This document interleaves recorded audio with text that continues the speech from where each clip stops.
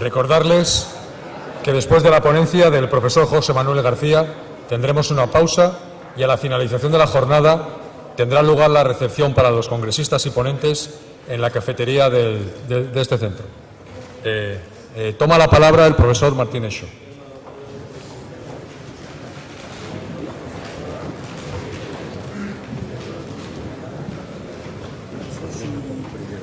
No te sientes. Tú si quieres te sientas para hacer eso. Bien. Buenas tardes a todos. Muchas gracias por reanudar la asistencia a este congreso y ya han oído las palabras de nuestro jefe de protocolo que al final de los debates, a las 8 de la tarde, hay prevista una recepción en este mismo local. Así que esperamos seguir manteniendo nuestras relaciones de amistad a lo largo de esa recepción.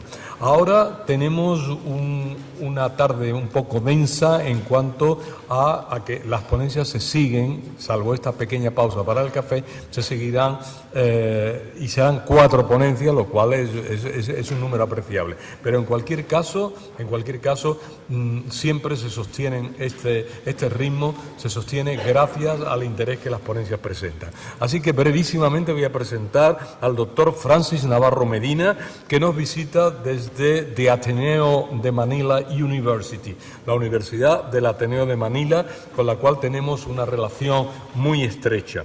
Francis Navarro se doctoró precisamente aquí, en la Comunidad de Castilla y León, en la Universidad de Salamanca, con una tesis doctoral titulada Propuesta de legislación de archivos para Filipinas, un estudio comparativo con la legislación castellano-leonesa. Así que además de estar vinculado con Magallanes por las Islas Filipinas, está vinculado por su trabajo en relación con la comunidad, con la Junta de Castilla y León. Actualmente es profesor titular de Historia, enseña Historia de Asia, Historia Contemporánea, Historia Medieval en la ya citada Ateneo of Manila University en Manila, en Filipinas. Ha realizado ya, pese a su juventud, ha realizado toda una serie de trabajos y ha publicado una serie de libros de primera importancia. Aquí están reseñados una historia social de Manila desde 1571 hasta 1898, dentro de la longue durée, o sea, larga duración, publicada en el año 2008. A renglón seguido publicó Filipinos en la Guerra Civil Española, 1936-1939, en la Silliman University, también en Filipinas. Y por último, acaba de publicar la contribución científica de Fray Martín de Rada, que es casi una continuación de la expedición Magallanes-Elcano, publicada en Capiz, también en Filipinas, en el año 2018. Sin más, dejo al doctor Francis Navarro Medina que nos ilustre sobre las Islas Filipinas a la llegada de los españoles, los indígenas de las Visayas. Gracias, Francis. Buenas tardes a todos. Quisiera dar mis gracias por la invitación que han hecho para estar aquí con ustedes después de un viaje muy largo con mis compañeros, de la otra parte del mundo. Como decía un libro, la colonia más lejana del Imperio Español, ¿no? Bueno, sé que acabamos de comer y lo que no me gusta hacer es daros una indigestión, ¿no? después de comer. Bueno,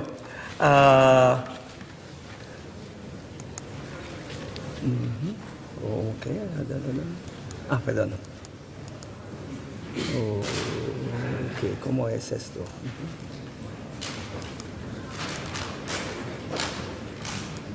Sí, muy bien.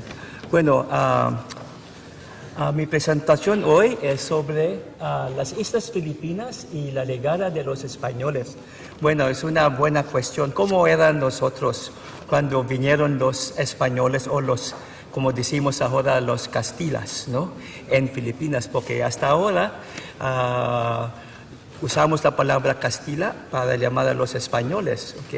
Y pues, ¿cómo eran nosotros? Los de Luzón, de Visayas, más o menos, y de Mindanao.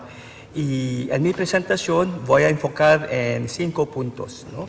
Voy a hablar sobre la organización civil de los filipinos. Segundo, la sociedad. El tercero es la religión. el 4 es comercio y la última es la industria. Bueno, para comprender mejor la labor civilizadora realizada por los españoles en este país, en Filipinas, es preciso dar una mirada, aunque ligera, al estado de cultura de los isleños a su llegada, es decir, en el siglo XVI. Obras de historiadores hispanos que merecen nuestro respeto dan cuenta del estado social en que se hallaban nuestros antepasados. Bueno, normalmente decimos que éramos de la raza malayo, ¿no? Pero como durante los últimos años ya hemos cambiado un poco nuestra mirada sobre este tema, ¿okay? Que no son solamente los malayos, pero también la gente de Polinesia. ¿Okay?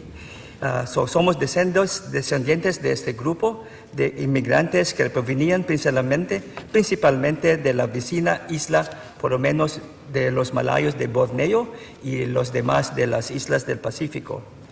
Bueno, los jefes ostentaban el título de dato, ¿okay? Que todavía usan los musulmanes de Mindanao, en Jolo, en Isulú.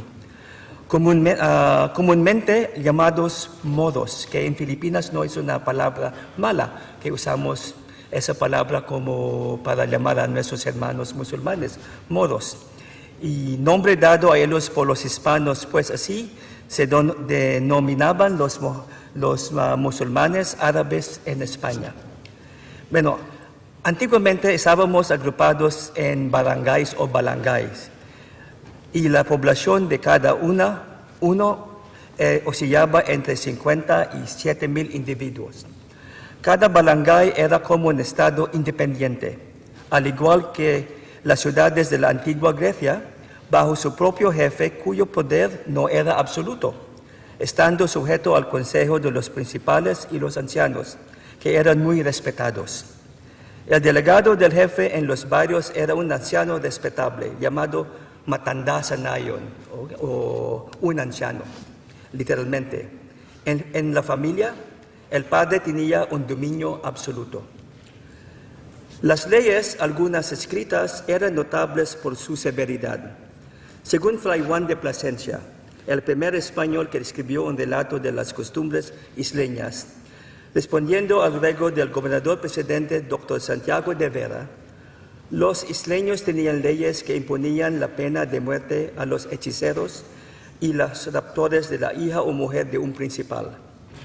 El jefe del barangay era el juez, pero si los litigantes no estaban conformes con su decisión, era costumbre nombrar un juez árbitro que era, por lo general, una persona respetable y conocida por su criterio recto.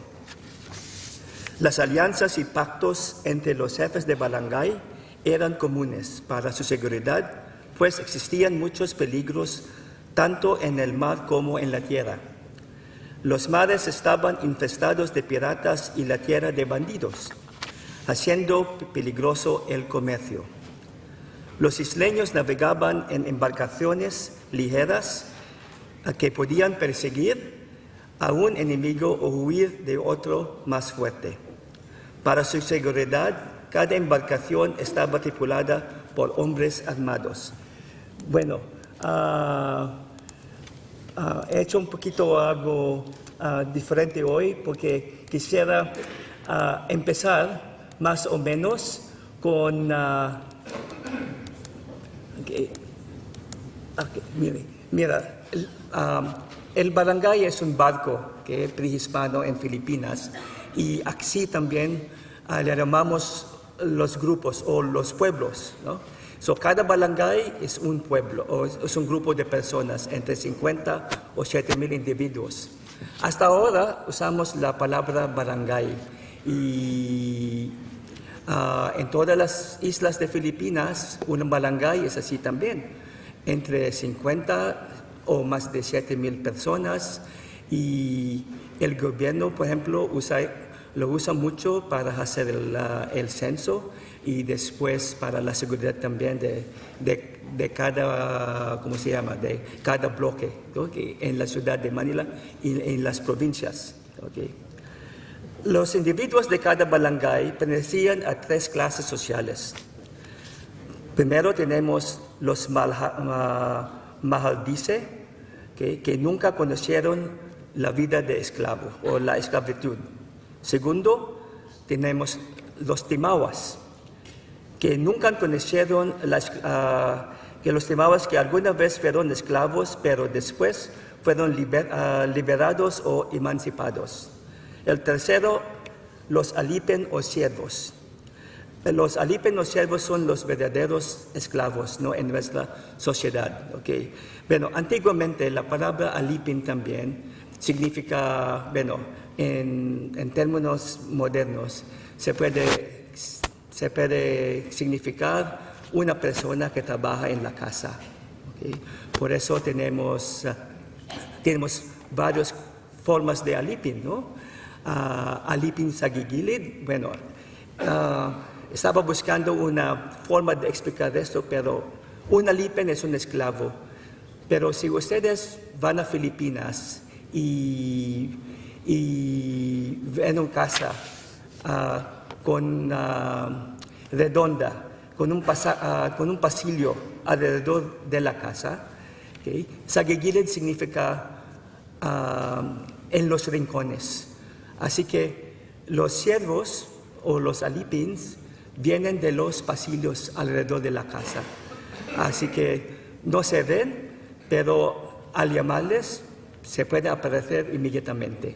¿Okay? ¿Okay? Algunos Mahaldika se distinguían por el título de Gat o Señor o Don. ¿Okay? Todavía en Filipinas hay familias que tienen ese nombre Gat, por ejemplo Gatmaitan o Gatdula. La palabra Gat significa algo que pertenece a la nobleza, porque un poquito de historia, porque el gobernador general Clavería en 1848, cuando imponían los apellidos españoles a los filipinos, algunos filipinos decidieron mantener su apellido, ¿okay? Gatmaitan. Bueno, el orden del gobierno antes fue, ellos pueden mantenerlo al menos que ellos tienen su fidelidad fidelidad al gobierno español.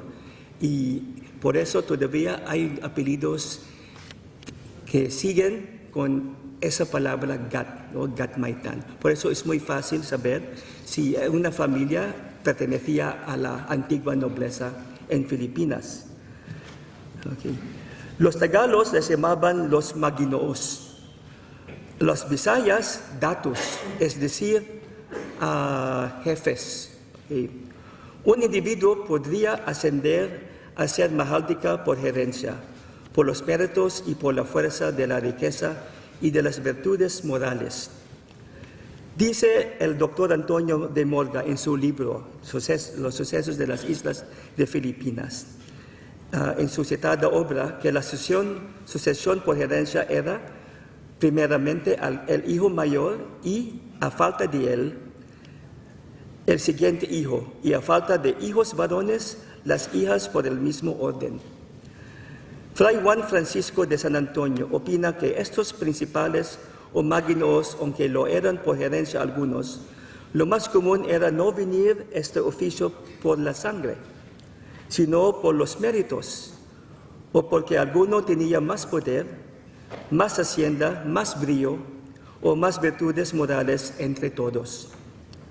Así que la nobleza isleña llevaba en su seno el principio de igualdad, siendo accesible a todas las clases sociales, a los individuos que por sus méritos personales como el talento, el valor y servicios notables a la comunidad, habían conquistado prestigio y dignidad. Los habitantes de las distintas regiones de este archipiélago se distinguían por su indumentaria. Los de Luzón llevaban trajes ligeros. Bueno,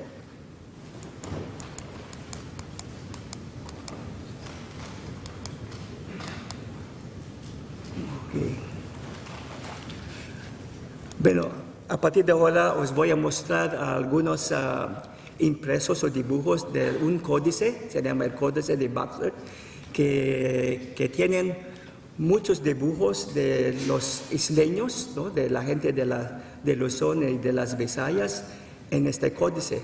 ¿Okay? Y hablando de la gente de Luzón, de Visayas, y los nombres originales y de otras partes de Filipinas. ¿Okay? Bueno, estaba hablando de ¿cómo se dice?, de sus trajes ligeros, ¿no? Los de Luzón llevaban trajes ligeros, como convenía un clima tropical. El traje de las mujeres estaba compuesta de una blusa. ¿Okay?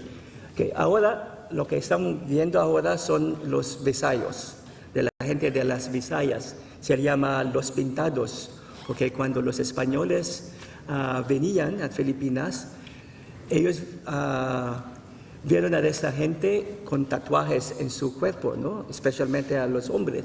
Por eso el nombre pintados. ¿Okay?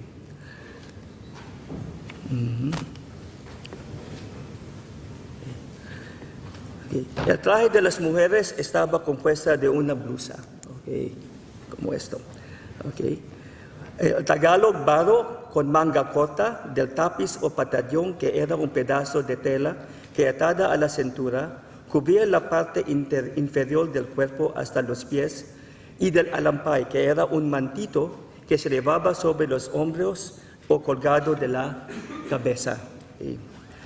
Los hombres se vestían de una chaqueta que llegaba hasta las caderas y una manta revuelta a la cintura y entre las piernas. En la cabeza llevaban el putong, ¿okay? El putong, ¿okay? Que no hay laser, pero mira, que es como un sombrero. Que era un paño que apretaba la frente y las sienes, y a modo de turbante. Hombres y mujeres se adornaban con alhajas de oro. Okay. Bueno, alhajas de oro. Bueno, cuando los españoles veían a esos hombres con alhajas, ¿no?, de oro, ahí empezó el mito de, bueno, en Filipinas hay mucho oro, hay mucha plata, pero al final, bueno, no son como el oro en América Latina, ¿no?, como en México, en Perú, ¿okay? Porque es un oro de clase inferior.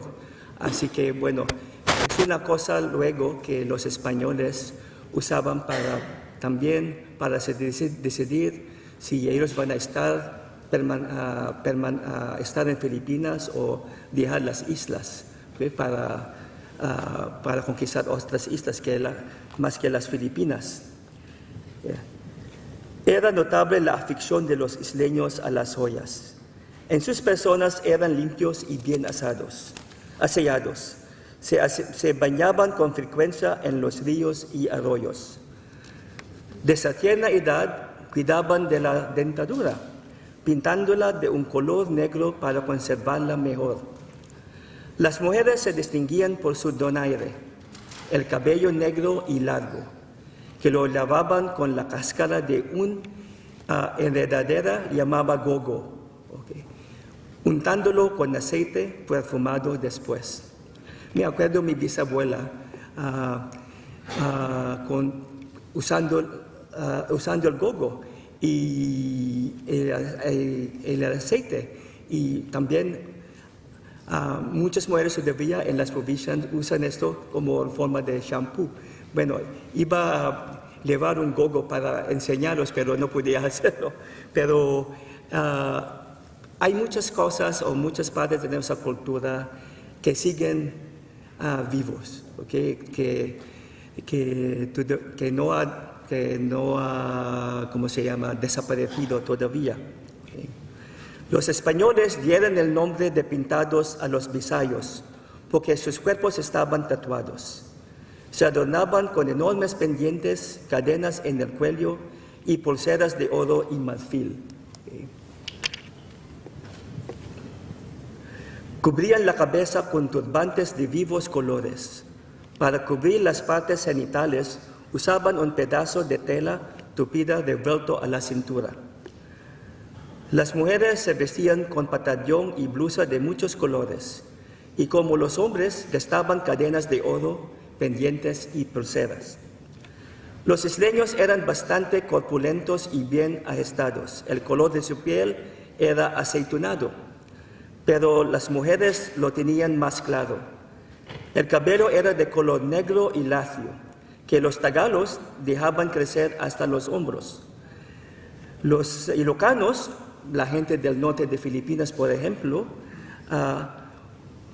tienen los pelos un poquito más largos. Bueno, hasta ahora, algunas familias en Filipinas no dejaban a sus hijas tener pelos cortos. Solo pueden cortar los pelos cuando ya están casadas, pero hasta no están casadas no se pueden cortar el pelo, ¿okay? Más arriba de los hombros. ¿Okay? Pero los Cagayanes del norte de Filipinas, largo y tendido sobre las espaldas. Las mujeres se enorgullecían de tener el cabello largo y abundante y consideraban una afrenta el cortarlo por algún delito. En la sociedad isleña, la mujer era amparada y respetada. La prostitución era desconocida, pues según de Fray Gaspar de San Martín, son verdaderamente muy honestas en su trato y consoso o familiaridad, tanto que abominan con horror palabras torpes.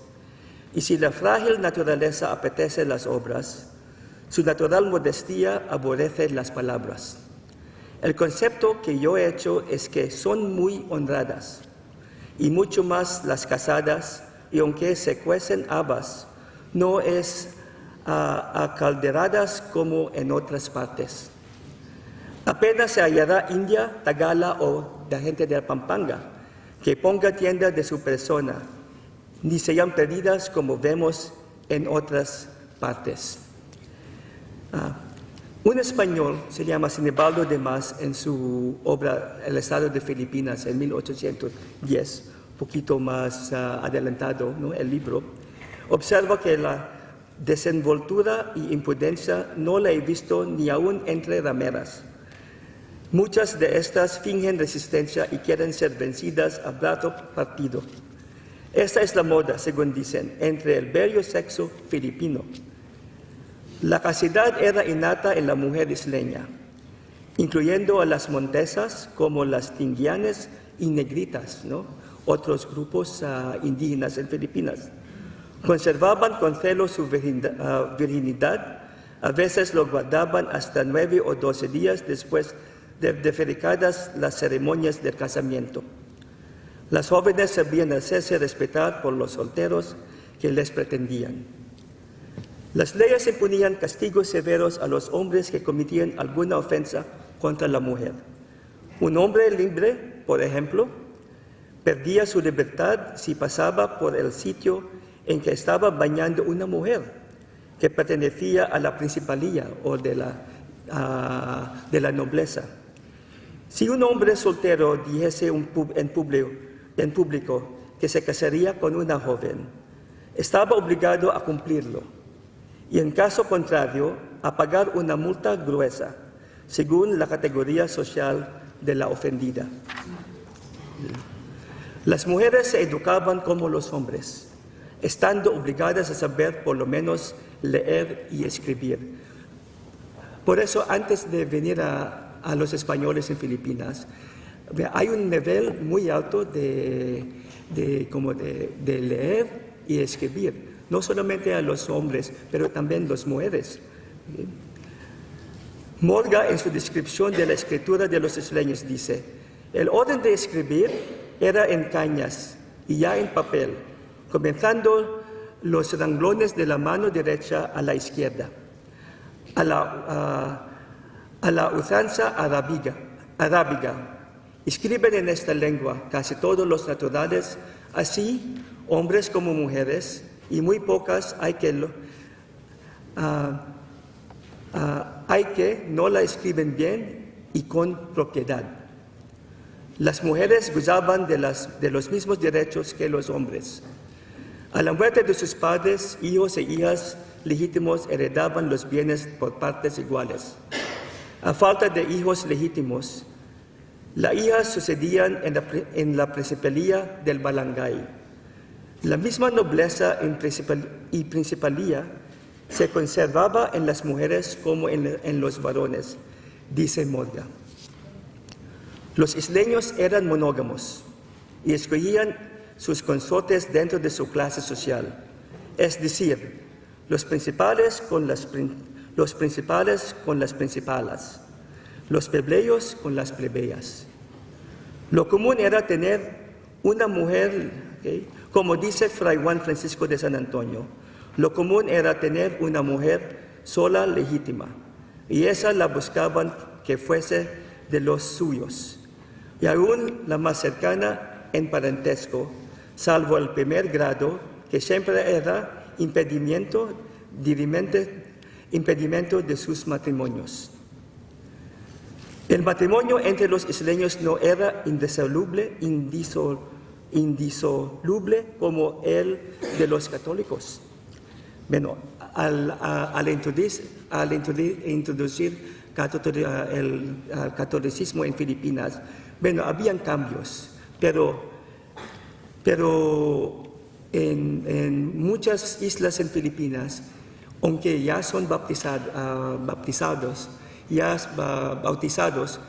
seguían con sus leyes y también con sus costumbres adicionales. La disolución del vínculo del matrimonio se decidía con solemnidad por el Consejo de Familia, compuesto de parientes de ambas partes y de algunos respetables ancianos. Si la conciliación era imposible, acordaba la disolución del matrimonio, devolviendo el dote al marido, si no era culpable. Si tenían hijos, la dote quedaba con sus hijos. Los bienes gananciales se repartían en partes iguales. Bueno, tenían su propia, hablando de las mujeres y de los hombres y también del nivel de cultura de los antiguos filipinos. Existían varios alfabetos al venir los españoles: el tagalo, bisayo, zambal, pangasinense, ilocano, tagbandua y otros más, pero son todos de origen común y las diferencias entre sí debían a la caligrafía de cada exterior. La existencia de la escritura pone de manifiesto la afición de los isleños a la lectura, que era la observación de una gran porción de historiadores, entre ellos Chirino y Morga. En Manila tenemos a la vista el facsímile del primer libro impreso en Manila en 1593 por el método xilográfico. Es una doctrina cristiana en lenguas castellana y tagala en caracteres tagalos.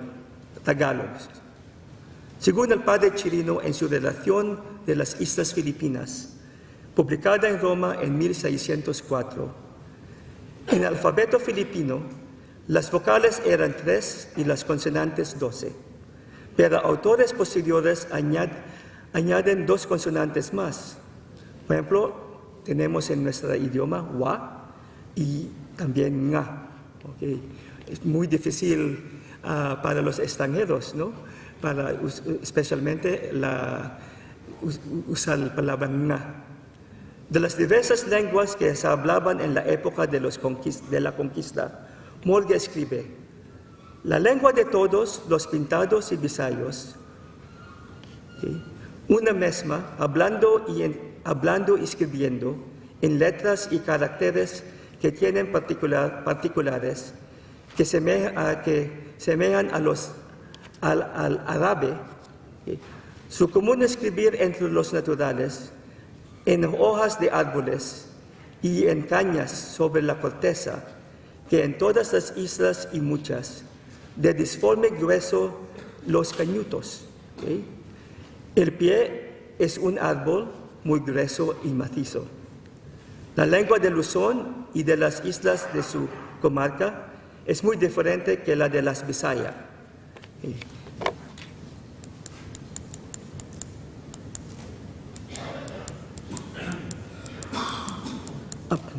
Disculpe, he tenido problemas con mi PowerPoint antes, es mi culpa. Mira, este es el mapa de Pedro Murillo Velarde, que salió en 1734. Es el primer mapa completo de las islas de Luzón, Visayas y Mindanao. Y bueno, como saben, a lo mejor ustedes, este mapa fue una de las cosas que hemos presentado en la Corte en La Haya, porque estamos teniendo problemas con nuestro vecino ahora, con la República Popular de China, sobre los territorios, ¿okay? en el mar de China, ¿no? Y bueno, al final hemos ganado, ¿okay? en la Corte, en La Haya, pero todavía los problemas siguen. Pero cuando estamos hablando de la gente, por ejemplo, de las otras partes de Filipinas, ¿okay? En el norte tenemos Luzón, y en el medio tenemos las Visayas, tenemos las islas, ¿okay? separadas, y en el sur tenemos el Mindanao, la isla de Mindanao. Bueno, este mapa es muy importante, además de ser el primer mapa completo de Filipinas. ¿Okay? También, ¿okay? alrededor del mapa, ¿okay? hay más información. ¿Okay? Por ejemplo, información sobre los varios grupos indígenas de Filipinas. Por ejemplo, eso es el mapa, incluida en el mapa de Murillo Velarde, del primer de Pigafetta, sobre los Cagayanes, y también de la gente de otro grupo que se llama de Pampanga, ¿okay? Y también de la isla de Palawan y de la isla de Borneo, ¿okay? Y también de Butuan, de Jolo, y más o menos de la isla de Mindanao. ¿Okay? Bueno, esa es la parte de Visayas, ¿okay? La parte de Visayas de Filipinas. ¿Okay? Y cuando salió este mapa, bueno, por la primera vez salieron todas las islas, todo en una mapa completa. ¿Okay? Los idiomas filipinos son derivados del malayo, uno de los más importantes idiomas del mundo. ¿Okay? Los indios o chinos dieron muchas palabras a nuestros idiomas. De la India han venido las voces usadas para designar conceptos intelectuales y morales, títulos y dignidades, ¿okay? planetas y otros más. ¿Okay? Me parece indudable que la literatura tagala, por ejemplo, tomó nuevas formas y adquirió vigor bajo la influencia de los indios, que los poetas sobre todo aprendieron los versos consonantes y que la misma revolución que sufrió la lengua javanesa la sufriera la tagalog, aunque en menor escala. Yo no creo, y fundo mi opinión en las palabras mismas que he reunido en este vocabulario, que los indios desempeñaron en Filipinas un simple papel de comerciantes, sino que dominaron en diferentes puntos del archipiélago. En aquellos en que hoy día se hablan lenguas más cultas como el tagalo, ¿okay? el bisaya, el pampango y el ilocano, y la mayor cultura de estas lenguas proviene precisamente de la influencia de aquella raza de hindús sobre los filipinos. Las principales lenguas ya estaban bien desarrolladas a la llegada de los españoles, y según la opinión de Retana, el Wenceslao Retana, en su libro La historia de Filipinas, ¿okay? La lengua más extensa, incluidos sus dialectos, es la Besaya, pero la más elegante, copiosa y literaria es la Tagala, así como la más antigua y rudimentaria es la de los negritos. Los isleños eran muy aficionados a la poesía y hablaban y escribían en verso. Había poetas que recorrían las comarcas, llevando al hombro el instrumento de música llamado cudiapi, semejante a la guitarra española, y recitaban poesías con acompañamiento de su cudiapi. Sus poesías relataban las batallas y guerras de los pueblos, las hazañas de algún héroe o algún temblor, explosión de un volcán o un tifón terrible.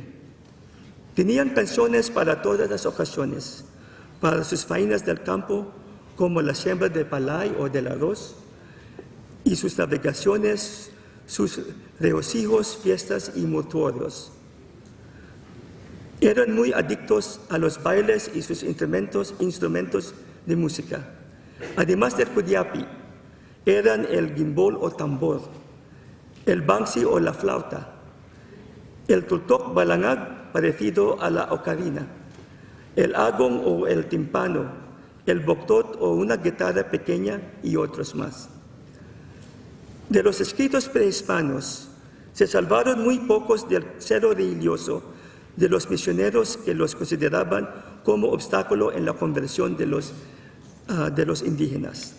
Dice Artigas y Cuerva, ¿cómo habrían de conservarse escritos cuando el padre Chirino, tan sincero y justo en sus apreciaciones sobre nuestro pueblo, confiesa con ingenuidad que un nativo poesía, un libro de ciertas poesías que se llamaba Golo, el cual por contener cosas perniciosas y por indicar expreso pacto con el demonio, lo entregó liberalmente para que se quemase, como así se efectuó.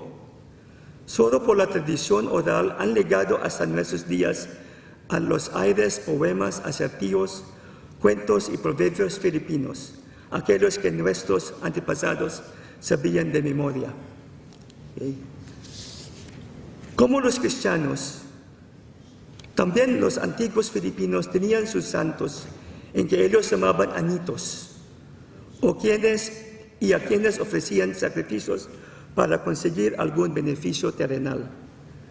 Veneraban con devoción a las almas de sus difuntos, pues creían en la inmortalidad del alma, que los buenos y justos subían al cielo, que en Tagalog es langit o paraíso, la región más allá del sol o Araw, el sol.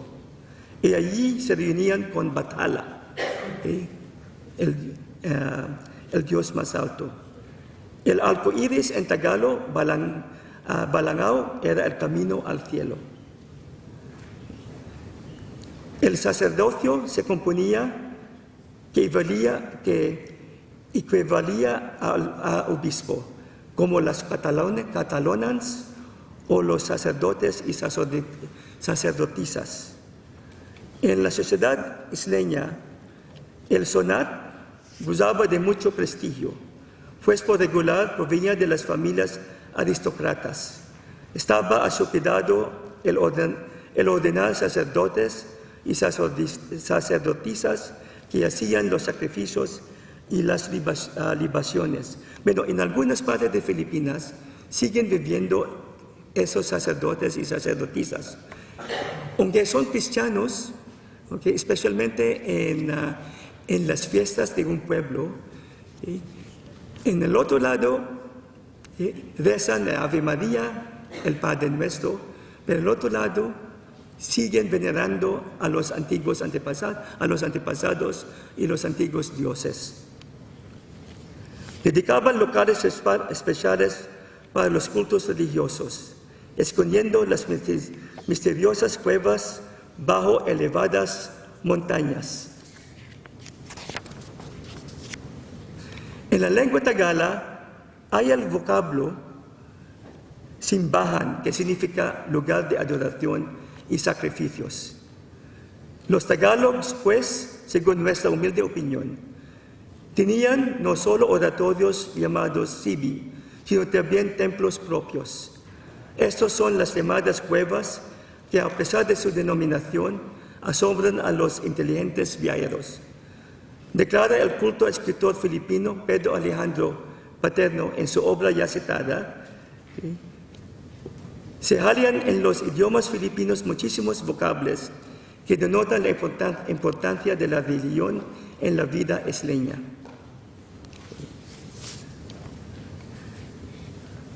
Los isleños se dedicaban también al cultivo de la tierra, sembrando arroz, palma de coco, caña dulce, abacá, piña, limones, camotes y otros tubérculos y árboles frutales, como el mabolo, santol, esos son muy típicos de frutas típicas de Filipinas, lanca o guayabas, naranjos, plátanos y una variedad de verduras.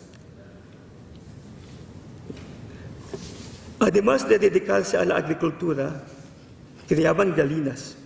Eso según las crónicas de padre Plasencia y padre Alsina. Galinas, cabras y cerdos. Un gran número de isleños vivían de la industria de la pesca, que constituía una de las riquezas del archipiélago por su naturaleza insular y la excepcional exuberancia de sus mares circundantes y sus ríos. Acerca de esta industria, el padre Morga o el doctor Morga escribe: las pesquerías del mar y ríos son abundantísimas de todo género de pescados, de agua dulce y salada, y toda la tierra lo tiene por mantenimiento ordinario, y hay mucha y buena sardinas, corvinas, besugos que llaman bacocos, albures y lisas, bicudas y tanguilles, lenguados y plántanos y caraquitos, cangrejos, camarones, arañas y centollas y todo género de mariscos, sabalos, pescados blancos, y en el río Tajo de Cagayán, gran suma de bolos que bajan, y en la laguna de Bonbón, en Batangas, mi provincia, se mata al tiempo muchos atunes, no tan grandes como los de España, pero de la misma hechura, carne y sabor. En la mar y muchos peces marinos, son ballenas como tiburones, caillas, maraos bufeos y otros no conocidos, de extraordinarias formas y grandeza. En la isla de Luzón, a 5 leguas de Manila, hay una laguna de agua dulce con mucho pescado, en que entran muchos ríos y desagua a la mar, por el río que sale y va a Manila, que se llama la laguna de Bae. Otra laguna hay 20 leguas de Manila, en la provincia de Bonbón o Batangas, del mismo nombre, no tan grande, pero muy abundante de pesquería. Trabajaban las minas de oro, plata, cobre y hierro, aunque la explotación no era intensiva. Existían ricos lavaderos de oro en muchas regiones como en Paracale, Butuan, Masbate, Cebú, Gapán y en las montañas del norte de Luzón. Con el oro y la plata fabricaban ollas que eran muy estimadas en el mercado local, pues, como observa el doctor Morga, ha de ser muy pobre y miserable el que no tuviera cadenas de oro, colombigas y orejeras. Del algodón, de la piña y de la vaca, que se cultivaban en muchos regiones, las mujeres elaboran tejidos de buena calidad en telares de fabricación indígena. Los tejidos de piña eran finísimos y muy apreciados. Los de abacá se llamaban guinadas o sinamay y se usaban para traje de hombres y mujeres. Daban a estos tejidos tintes vistosos. La construcción de embarcaciones era una industria floreciente y habían muchos isleños muy diestros en ella. Construían embarcaciones de diversos estilos y tamaños, empleando las abundantes maderas de alta calidad que sacaban de los árboles gigantescos que crecían en los extensos bosques. En cuanto a los detalles de dichas embarcaciones, Dr. Morga dice: sus navios y embarcaciones son de muchas maneras, porque en los ríos y esteros dentro de la tierra usan unas canoas de un palo muy grandes y de bancas hechas de tablones de tablazón armadas sobre quillas. Todos los naturales los saben bogar y los gobiernan, y algunos tan grandes que llenan 100 números por banda y 30 soldados encima de pelea. A los comunes son barangays y virreyes de menos esquifazón y gente, y ya muchos de ellos, en lugar de la cahuilla de madera y costura de las tablas, los clavan con clazón de hierro, los timones y proas con espolón a la castellana. Bueno, para terminar, la existencia de lenguas bien desarrolladas, de leyes escritas y de varias industrias, comercio floreciente y el estado de la organización civil, todos demuestran que los isleños en el siglo XVI, a la llegada de los españoles, habían alcanzado un grado de cultura bastante avanzado para aquella época. Así estaban dispuestos a beber en la fuente de una civilización más avanzada cuya luz iluminará su camino al progreso. Esta era la civilización occidental, cuya digna portadora a estas lejanas tierras fue la culta y poderosa España. Maraming salamat po. Muchas gracias.